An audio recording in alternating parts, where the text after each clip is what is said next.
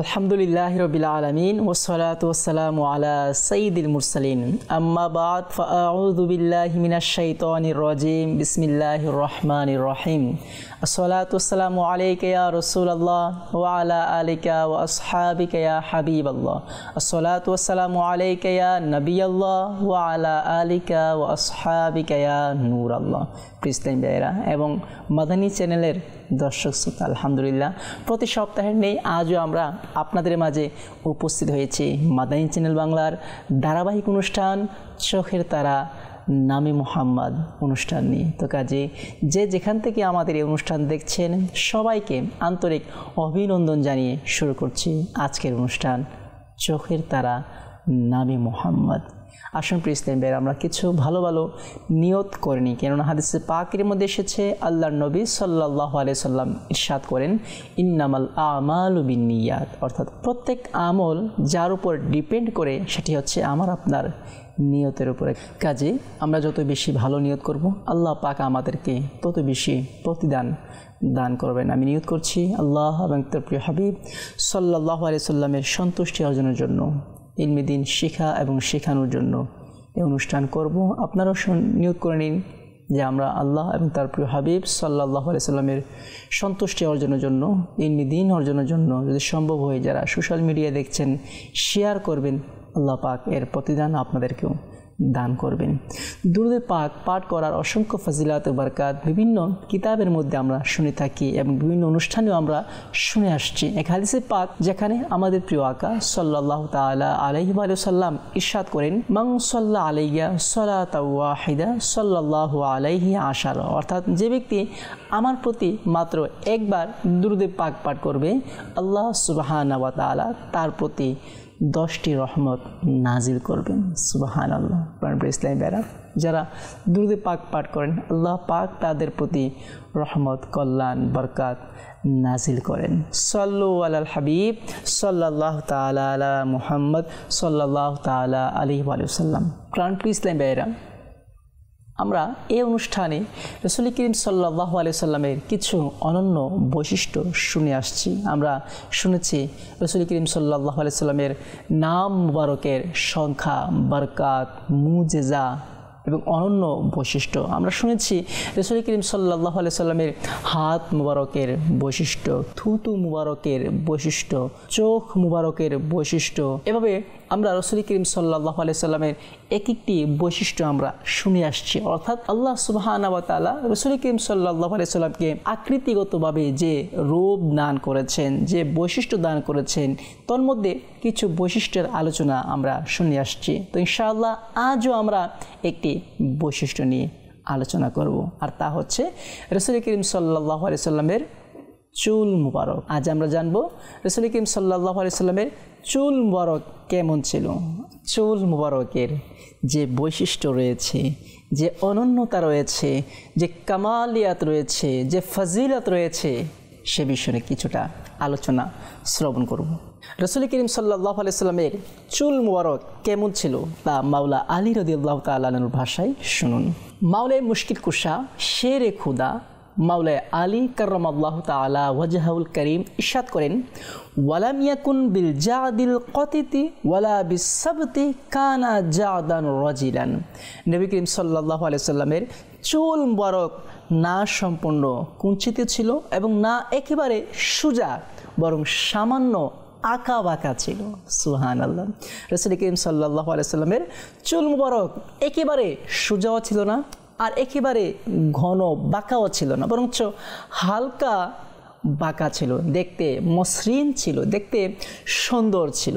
সুবহানাল্লাহ। রাসূল করিম সাল্লাল্লাহু আলাইহি সাল্লামের একনিষ্ঠ খাদিম হযরতে আনাস বিন মালিক রাদিয়াল্লাহু তাআলা আনহু ইরশাদ করেন হুজুর করিম সাল্লাল্লাহু আলাইহি সাল্লামের চুল মুবারক কানের অর্ধভাগ পর্যন্ত ছিল। হযরতে বারা ইবনে আজিব রাদিয়াল্লাহু তাআলা আনহু বলেন আযীমুল জুম্মাতি ইলা শাহমাতি উযুনাইহি, তার চুল মুবারক অত্যন্ত ঘন ছিল এবং কানের নিম্নভাগ পর্যন্ত আসতো। সুবহানাল্লাহ। উম্মুল মুমিনিন মা আয়েশা সিদ্দিকা তাহেরা তাইয়্যিবা রাদিয়াল্লাহু তাআলা আনহা তিনি বলেন, লাহু শারুন ফাওকাল জুম্মাতি ওয়া দুনাল ওয়ফরাতি, তার চুল মোবারক ছিল কানের নিম্নভাগ থেকে কিছুটা লম্বা এবং কাঁধ পর্যন্ত ছিল না। হযরত বারা ইবনে আজিব রাদিয়াল্লাহু তাআলা আনহু আরও বলেন, তার চুল মোবারক কাঁধের আগ পর্যন্ত পৌঁছাতো। প্রাণপ্রিয় ইসলামী ভাইয়েরা, এটি হচ্ছে রাসূল করিম সাল্লাল্লাহু আলাইহি সাল্লামের চুল মোবারকের যে আকৃতি বা সৌন্দর্য। রাসূল করিম সাল্লাল্লাহু আলাইহি সাল্লামের চুল মোবারক কেমন ছিল? ঘন ছিল। আপনি দেখবেন যার স্বাভাবিক পর্যায়ে যে মাথায় ঘন চুল থাকে তার চেহারাটি এক্সট্রা একটা অন্যরকমভাবে ফুটে ওঠে, তথা সৌন্দর্যের ভাব তার মধ্যে প্রকাশ পায়। যার চুল ঘন দেখবেন যদিও বা তার চেহারা একটু এলোমেলো, কিন্তু তার চুল ঘন হওয়ার কারণে পিছন থেকে বা সামনে দেখতে তার মাথার রং একটু পরিবর্তন থাকে, অর্থাৎ সৌন্দর্য থাকে যার চুল ঘন থাকে। আর দেখবেন যার চুল হালকা বা মাথায় টাক, যার চুল কম বা চুল একদিক দিয়ে নেই, তার চেহারার দিকে তাকিয়ে কিন্তু তেমন একটি সৌন্দর্য প্রকাশ পায় না। কিন্তু রাসূল করিম সাল্লাল্লাহু আলাইহি সাল্লামের চুল মোবারক ঘন ছিল, মাথা মোবারক ঘন ছিল, অর্থাৎ মাথায় চুল মোবারক ঘন ছিল। দূর থেকে দেখতে অনেক সুন্দর লাগতো। আর রাসূল করিম সাল্লাল্লাহু আলাইহি সাল্লামের চুল মোবারক একেবারে সোজাও ছিল না, যেমন দেখতে এক্সট্রা অনুভব হয়, আবার একেবারে এলোমেলো ছিল না, যেটা দেখলে বিশ্রী মনে হয় তেমনও ছিল না। বরঞ্চ রাসূল করিম সাল্লাল্লাহু আলাইহি সাল্লাম এর চুল মুবারক সামান্য আঁকা বাঁকা ছিল, কখনো কাঁধের উপর পর্যন্ত ছিল, কখনো কানের মধ্যভাগ পর্যন্ত ছিল, আবার কখনো কানের নিম্নভাগ পর্যন্ত ছিল। আচ্ছা, এখানে আরেকটি বিষয় আমি তুলে ধরতে চেষ্টা করব, সেটি হচ্ছে রাসূল করিম সাল্লাল্লাহু আলাইহি সাল্লামের চুল মুবারক কেমন ছিল এটি বিভিন্ন হাদিসে পাকে বিভিন্ন বর্ণনা এসেছে। আমরা শুনছি আনাস বিন মালিক রাদিয়াল্লাহু তাআলা আনহুর একটি বর্ণনা, আমরা শুনেছি আয়েশা সিদ্দিকা রাদিয়াল্লাহু তাআলা আনহার একটি বর্ণনা, আমরা শুনেছি বারা ইবনে আজিব রাদিয়াল্লাহু তাআলা আনহু এর একটি বর্ণনা। আচ্ছা, এখানে কয়েকটি বর্ণনা এবং কয়েকটি মতভেদ। এর কারণ হচ্ছে রাসূল করিম সাল্লাল্লাহু আলাইহি সাল্লাম যখন ইহরাম বাঁধতেন, হজ আদায় করতেন, তখন মুন্ডন করতেন। রাসূল করিম সাল্লাল্লাহু আলাইহি সাল্লামের চুল মুবারক মুন্ডন করতেন আর সাহাবীদেরকে বিতরণ করে দিতেন। তখন মাথায় চুল ছিল না। এই ব্যতীত সর্বদা রাসূল করিম সাল্লাল্লাহু আলাইহি সাল্লামের মাথায় চুল মুবারক ছিল। কখনো দেখা যেত কাঁধের উপরিভাগ পর্যন্ত। তো যে সাহাবী দেখেছে যে রাসূল করিম সাল্লাল্লাহু আলাইহি সাল্লামের চুল মুবারক কাঁধের উপরিভাগ পর্যন্ত ছিল, সে এটি বর্ণনা করেছে।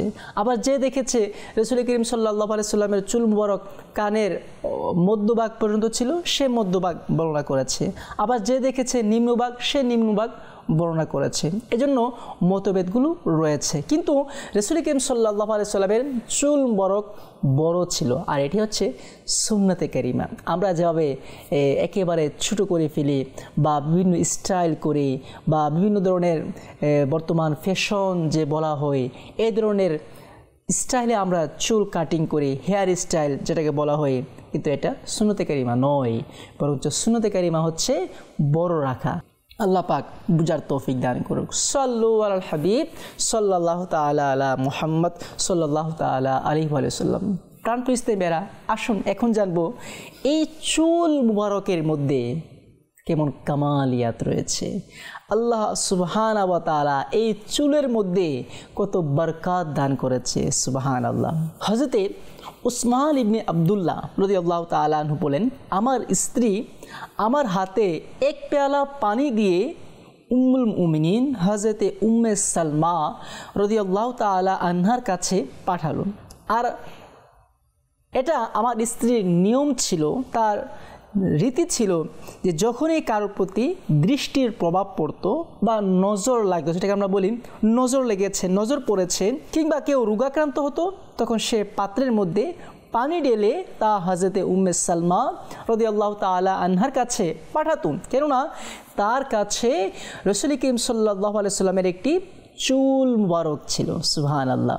অতঃপর উম্মে সালমা রাদিয়াল্লাহু তাআলা আনহা রাসূল করিম সাল্লাল্লাহু আলাইহি সাল্লামের ওই চুল মুবারক বের করতেন যা তিনি রূপার নলের মধ্যে সংরক্ষণ করে রাখতেন এবং পানির মধ্যে ডুবিয়ে নাড়া দিতেন। অর্থাৎ যে পানিটি উম্মে সালমা রাদিয়াল্লাহু তাআলা আনহার কাছে আনা হতো, পাঠানো হতো, তিনি ওই পানির মধ্যে রাসূল করিম সাল্লাল্লাহু আলাইহি সাল্লামের চুল মুবারক প্রবেশ করিয়ে চুলটাকে নাড়া দিত। অতঃপর ওই পানি রোগীকে পান করাতো, আর এ পানি পান করার বরকতে রোগী সুস্থ হয়ে যেত। সুবহানাল্লাহ। প্রাণপ্রিয় ইসলামী ভাইরা, রাসূল করিম সাল্লাল্লাহু আলাইহি সাল্লামের চুল মুবারক সাহাবায়ে কেরাম আলাইহিম রিদওয়ান সংরক্ষণ করে রাখত। উম্মুল মুমিনিন উম্মে সালমা রাদিয়াল্লাহু তাআলা আনহারও কি রীতি ছিল, রাসূল করিম সাল্লাল্লাহু আলাইহি সাল্লামের চুল মুবারক রূপার একটি নলের মধ্যে, একটি পাত্রের মধ্যে সংরক্ষণ করে রাখতেন। আর যদি কোনো অসুস্থ ব্যক্তি তার কাছে আসতো বা অসুস্থতার অভিযোগ নিয়ে কেউ আসতো, পানি নিয়ে আসতো, সেই পানির মধ্যে রাসূল করিম সাল্লাল্লাহু আলাইহি সাল্লামের চুল মুবারক প্রবেশ করিয়ে দিত, সে পানি পান করত আর সে শিফায়াব হয়ে যেত। সুবহানাল্লাহ। সাহাবায়ে কেরামের বিশ্বাস কেমন ছিল, তাদের আকীদা কেমন ছিল, তারা নিজের ঘরে নিজের কাছে চুল মুবারক সংরক্ষণ করে রাখত। তাবি বুজুর্গ হযরতে মুহাম্মদ ইবনে সিরিন রাহমাতুল্লাহি তাআলা আলাইহি বলেন, কুলতু লি আবিদাতা ইনদানা মিন শাহরিন নবী সাল্লাল্লাহু আলাইহি সাল্লাম আসবনাহু ওয়া মিন কিবালি আহলি আনাস فقال لأن تكون عندي شعرة منه أحب إلي من الدنيا وما فيها। হযরতে ইবনে সিরিন রাহমাতুল্লাহি তাআলা বলেন, আমি আবিদাকে বললাম, আমার কাছে হুজুর করিম সাল্লাল্লাহু আলাইহি সাল্লামের একটি চুল মুবারক আছে, যা আমরা হযরতে আনাস কিংবা আনাসের পরিবার থেকে পেয়েছি। এটা শুনে হযরত আবিদা ইরশাদ করলেন, আমার কাছে ওই চুল সমূহ থেকে একখানা চুল থাকা দুনিয়া এবং দুনিয়ার মধ্যস্থিত সকল বস্তু অপেক্ষা প্রিয়তর। সুবহানাল্লাহ। তাদের বিশ্বাস কেমন ছিল, তাদের আমার নবী পাকের প্রতি ঈমান কেমন ছিল, ভালোবাসা কেমন ছিল, যে রাসূল করিম সাল্লাল্লাহু আলাইহি সাল্লামের একটি চুল মুবারক পাওয়ার জন্য তারা কতই না বেকুল হয়ে থাকতো। রাসূল করিম সাল্লাল্লাহু আলাইহি সাল্লামের একটি চুল মুবারক তাদের কাছে কতই না প্রিয় ছিল।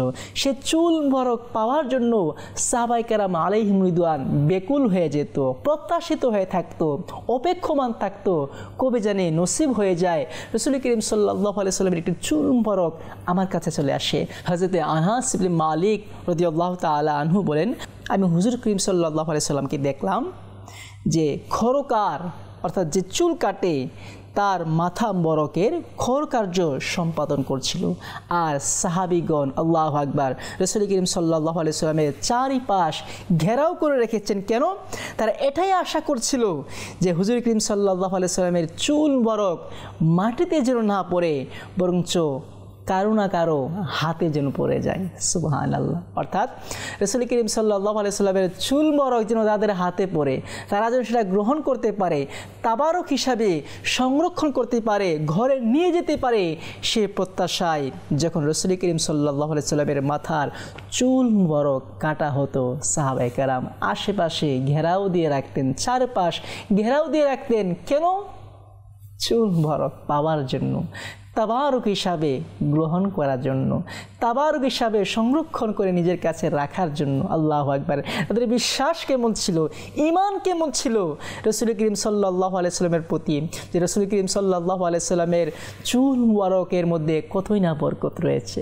সুবহানাল্লাহ। প্রাণপ্রিয় ইসলামী ভাইরা, রাসূল করিম সাল্লাল্লাহু আলাইহি সাল্লামের চুল মুবারকের মধ্যে কতই না বরকত ছিল। আর হ্যাঁ, রাসূল করিম সাল্লাল্লাহু আলাইহি সাল্লাম জানতেন যে আল্লাহ পাক আমার চুলের মধ্যে এই বরকত দান করেছেন। আর রাসূল করিম সাল্লাল্লাহু আলাইহি সাল্লাম জানতেন বিদায় সাহাবীদের এই কাজকে অপছন্দ করতেন না। হ্যাঁ, কারণ আমার রসুল তো দয়ালু, আমার রসুল তো দয়াবান, রউফ রহিম, আমার রসুল তো করিম, আমার রসুল তো মানুষকে দয়া করে। আর আল্লাহ সুবহানাহু ওয়া তাআলা আমার নবী চুল মুবারকে যে কামালিয়াত দান করেছেন আমার হাবিব তা জানতেন, আর জানতেন বিদায় সাহাবায়ে কেরাম আলাইহিমুর রিদওয়ানের এ সকল কার্যক্রমকে তিনি অপছন্দ করতেন না, বরঞ্চ উৎসাহ দিতেন, নিজে বন্টন করতেন। হাদিস পাকের মধ্যে এসেছে, যা জামিউস সগীর কিতাবের মধ্যে এসেছে, মাওলা মুশকিল কুশা মাওলা আলী রাদিয়াল্লাহু তাআলা আনহু নিশাত করেন, সামিআতু রাসূলুল্লাহ সাল্লাল্লাহু আলাইহি ওয়াসাল্লাম ওয়া হুয়া আখিযু শাওরাতিন ইয়াকুলু মান আদা শাওরাতান মিন শারি ফাল জান্নাতু আলাইহি হারামুন। মাওলা মুশকিল কুশা মাওলা আলী রাদিয়াল্লাহু তাআলা ইরশাদ করছেন যে আমি রাসূল করিম সাল্লাল্লাহু আলাইহি সাল্লামকে ইরশাদ করতে শুনেছি, তিনি একটি চুল মোবারক হাতে নিয়ে আছেন আর ইরশাদ করছেন, যে ব্যক্তি আমার একটি চুলকে কষ্ট দিল তার উপর জান্নাত হারাম হয়ে গেল। আল্লাহু আকবার। অর্থাৎ রাসূল করিম সাল্লাল্লাহু আলাইহি সাল্লাম জানতেন যে রাসূল করিম সাল্লাল্লাহু আলাইহি সাল্লামের চুল মোবারকের মধ্যে এক কামালিয়াত রয়েছে। আল্লাহ পাক এক গুণাগুণ দান করেছে, এই বৈশিষ্ট্য দান করেছেন, এই চুল নিয়ে আমার সাহাবারা তারা নাজাত প্রাপ্ত হবে, এই চুল নিয়ে সাহাবারা তারা শিফা পাবে, এই চুল নিয়ে সাহাবারা তারা যুদ্ধে বিজয়ী হবে। আমরা শুনেছি, হয়তো ইতিপূর্বেও শুনেছি, হযরতে খালিদ বিন ওয়ালিদ রাদিয়াল্লাহু তাআলা আনহু ইতিহাসের পাতায় যে সকল বীর যোদ্ধাদের নাম কিতাবের মধ্যে স্বর্ণ অক্ষরে লিখে আছে, তার মধ্যে একজন ব্যক্তি হচ্ছেন হযরতে খালিদ বিন ওয়ালিদ রাদিয়াল্লাহু তাআলা আনহু, যার নাম শুনে কাফিররা, যার নাম শুনে বিদ্রোহীরা, অমুসলিমরা ভয়ে কম্পিত হয়ে যেত, ভয়ে অনেক সময় পালিয়ে যেত খালিদ বিন ওয়ালিদের নাম শুনে। তিনি একমাত্র সাহাবী হযরতে খালিদ বিন ওয়ালিদ রাদিয়াল্লাহু তাআলা আনহু যে কখনো কোনো যুদ্ধে পরাজয় বরণ করেনি, বরঞ্চ যে যুদ্ধে অংশগ্রহণ করেছে সে যুদ্ধে বিজয় লাভ করেছে, সে যুদ্ধে মুসলমানদেরকে কৃতিত্ব নিয়ে এনে দিয়েছে, সেই যুদ্ধে মুসলমানদের বিজয় লাভ হয়েছে, সে যুদ্ধে মুসলমানদের প্রচার বৃদ্ধি পেয়েছে, বিভিন্ন দেশ স্বাধীন লাভ করেছে হযরতে খালিদ বিন ওয়ালিদ রাদিয়াল্লাহু তাআলা আনহুর বরকতে। তবে শুনুন, হযরতে খালিদ বিন ওয়ালিদ রাদিয়াল্লাহু তাআলা আনহু এই বৈশিষ্ট্য কেন ছিল? উলামায়ে কেরাম খুব চমৎকারভাবে বর্ণনা করেন, এবং খালিদ বিন ওয়ালিদ রাদিয়াল্লাহু তাআলা নিজেও কয়েকবার বর্ণনা করেন, যা বিভিন্ন কিতাবের মধ্যে এসেছে। একবার যুদ্ধের সময় খালিদ বিন ওয়ালিদ রাদিয়াল্লাহু তাআলা আনহু যুদ্ধে প্রায় পরাজিত লাভ করছে, মানে পরাজিত হয়ে যাবে এমন উপক্রম চলছে। তিনি যুদ্ধে পেরে উঠছে না, তিনি মনে হচ্ছে হেরে যাবে এমন উপায় বা এমন অবস্থা সৃষ্টি হয়ে গেল। হযরত খালিদ বিন ওয়ালিদ রাদিয়াল্লাহু তাআলা আনহু দেখলেন যে তার মাথায় একটি টুপি নেই, যুদ্ধের একটি যে টুপি ব্যবহার করে সেই টুপিটি তিনি ভুলবশত তিনি ঘরে রেখে চলে এসেছেন। তার স্ত্রী রাদিয়াল্লাহু তাআলা আনহাও দেখলেন যে খালিদ বিন ওয়ালিদের যে টুপি ছিল তিনি ঘরে রেখে গেছেন, যুদ্ধের ময়দানে নেয়ার স্মরণ তার ছিল না। আর বার্তা চলে আসলো যে মুসলমানরা বিপদে আসে, যুদ্ধে পরাজয় হওয়ার সম্ভাবনা আছে। আল্লাহু আকবার। খালিদ বিন ওয়ালিদের স্ত্রী ঘর থেকে বের হয়ে গেলেন, ওই টুপি নিয়ে ঘর থেকে বের হয়ে গেলেন, ঘোড়ায় আরোহী হয়ে আল্লাহু আকবার যুদ্ধের দ্বার প্রান্তে চলে গেলেন। খালিদ বিন ওয়ালিদের কাছে সেই টুপি হস্তান্তর করলেন। যখন খালিদ বিন ওয়ালিদ রাদিয়াল্লাহু তাআলা আনহু সেই টুপিকে পরিধান করলেন আর যুদ্ধের মধ্যে জড়িয়ে গেলেন, আল্লাহু আকবার, এই টুপির বরকতে যুদ্ধে বিজয় লাভ করেন। আচ্ছা শুনুন, এই টুপির মধ্যে কি ছিল?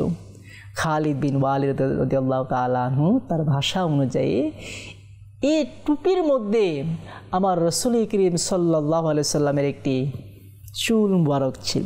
সুবহানাল্লাহ। এই চুল মুবারক হযরতে খালিদ বিন ওয়ালিদের টুপির মধ্যে ছিল, আর এই টুপি পরে তিনি যুদ্ধের ময়দানে যেতেন। যতটি যুদ্ধে তিনি অংশগ্রহণ করেছেন, বিজয় লাভ করেছেন টুপির মধ্যে সেই চুলের বরকতে। সুবহানাল্লাহ, আল্লাহু আকবার। এই চুলের মধ্যে আল্লাহ পাক কত কামালিয়াত দান করেছেন। হযরতে খালিদ বিন ওয়ালিদ রাদিয়াল্লাহু তাআলা আনহু তিনি শাহাদাতের প্রত্যাশা করতেন, তিনি ইচ্ছা করতেন যেন আমি শাহাদাত বরণ করি, কেননা অনেক হাজার হাজার সাহাবে কেরাম তারা শাহাদাত বরণ করেছেন। আর শাহাদাতের মর্যাদাই তো অনন্য, হয়তো আমরা শুনে আসছি, গত অনুষ্ঠানে শুনেছি, তিনি শাহাদাত বরণ করার ইচ্ছা পোষণ করতেন।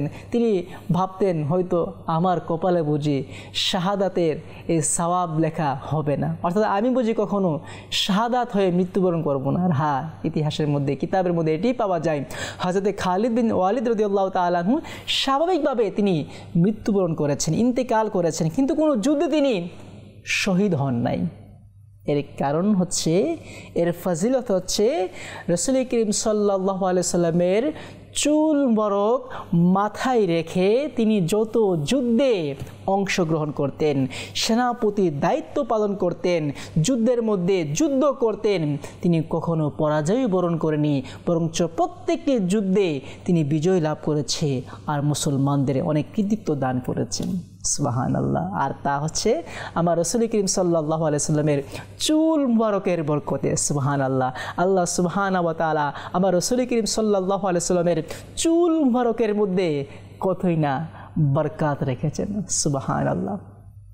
সাল্লু আলাল হাবিব সাল্লাল্লাহু তাআলা আলা মুহাম্মদ সাল্লাল্লাহু তাআলা আলাইহি ওয়াসাল্লাম। প্রাণপ্রিয় ইসলামী ভাইরা, আসলে যদি আমি আপনি রাসূল করিম সাল্লাল্লাহু আলাইহি সাল্লামের একজন প্রকৃত আশিক হয়ে থাকি, আমরা এ সকল কথা বিশ্বাস করব। যদি আমরা স্বাভাবিকভাবে দেখি, আরে চুল, কেউ তো মানুষের মাথায় হাতও দিতে চাই না, আর কেউ যদি চুল কেটে ফেলে এটি ধরবে দূরের কথা, মানে এক ধরনের নেগেটিভ এখানে প্রভাব চলে আসে।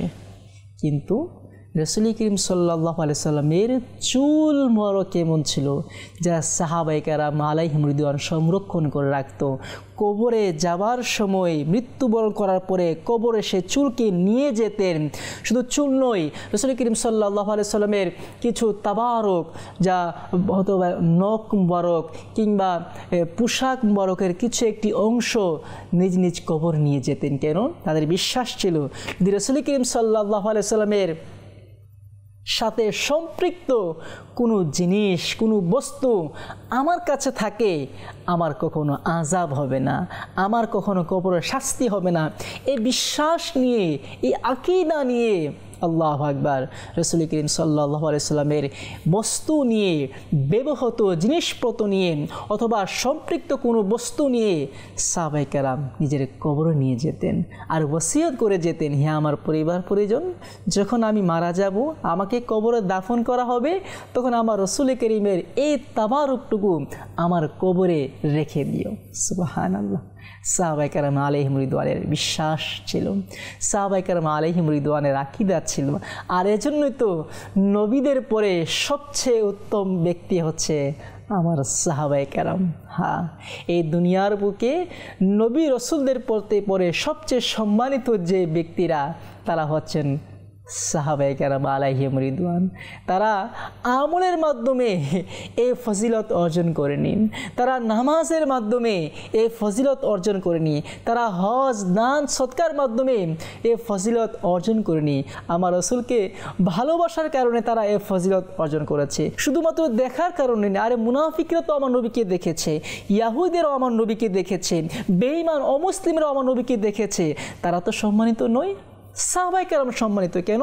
তারা আমার নবীকে দেখেছে ভালোবাসার সহিত, আমার নবীকে ভালোবাসত, আমার নবীকে শ্রদ্ধা করত, নিজের জানের চেয়ে বেশি ভালোবাসত, এজন্যই তারা সম্মানিত হয়েছে।